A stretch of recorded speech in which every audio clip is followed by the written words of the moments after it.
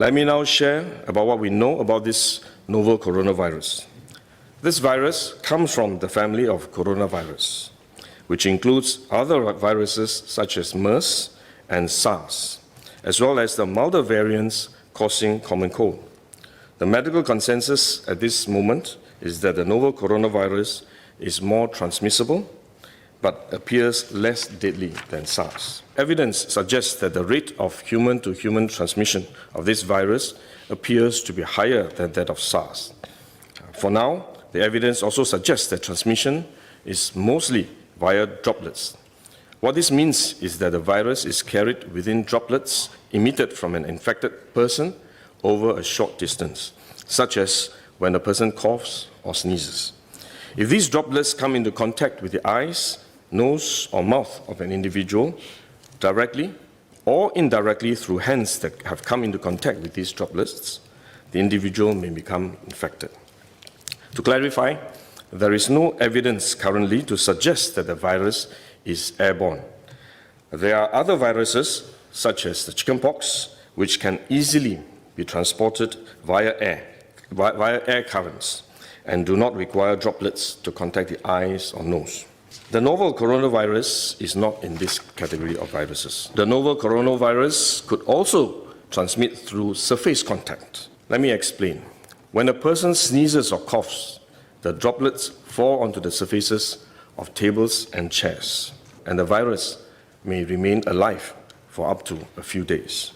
When someone else touches the surfaces of these tables and chairs, the virus can be transferred to his hands, and if he then rubs his eyes or nose without washing his hands, he may become infected.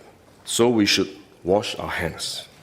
This is also why we only quarantine the close contacts of confirmed cases. For more transient contacts, such as individuals that the confirmed cases may have walked past in malls or hotels, the risk of transmission is low. For coronavirus generally, the person is most infectious when he is displaying symptoms, or what you call symptomatic. And this is likely to be the case for the novel coronavirus as well. There is evidence of limited spread from a person without symptoms during the incubation period. However, this form of transmission may be uncommon and has so far involved isolated cases only. At this point, the evidence still points towards higher transmissibility when the person is displaying symptoms.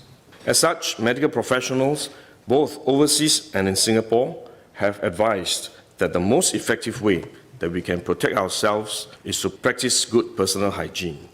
We should regularly wash our hands with soap and water and avoid touching our face with our hands. These may sound simple, but actually they're very difficult to do because all of us touch our face all the time. Even at a meeting when we have on this ministry task force, while I was speaking, I was touching my face until Minister Lawrence Wong nudged me with his elbow and said, "Stop touching your face." So it is simple but extremely difficult, but are actually very effective in preventing all kinds of infection.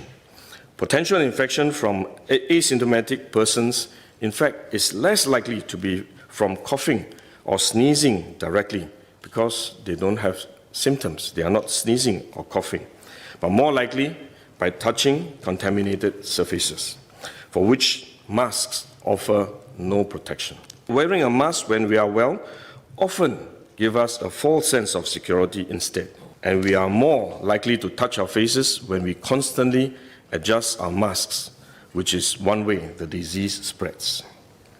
At the same time, we need to protect others, our loved ones, friends, colleagues, and fellow Singaporeans that we come into contact with. If we are sick, we should rest and recover at home as far as possible. If we do need to go out to see a doctor, for example, we should wear a surgical mask to protect others. So this is when mask is needed, when we are unwell and have to go out.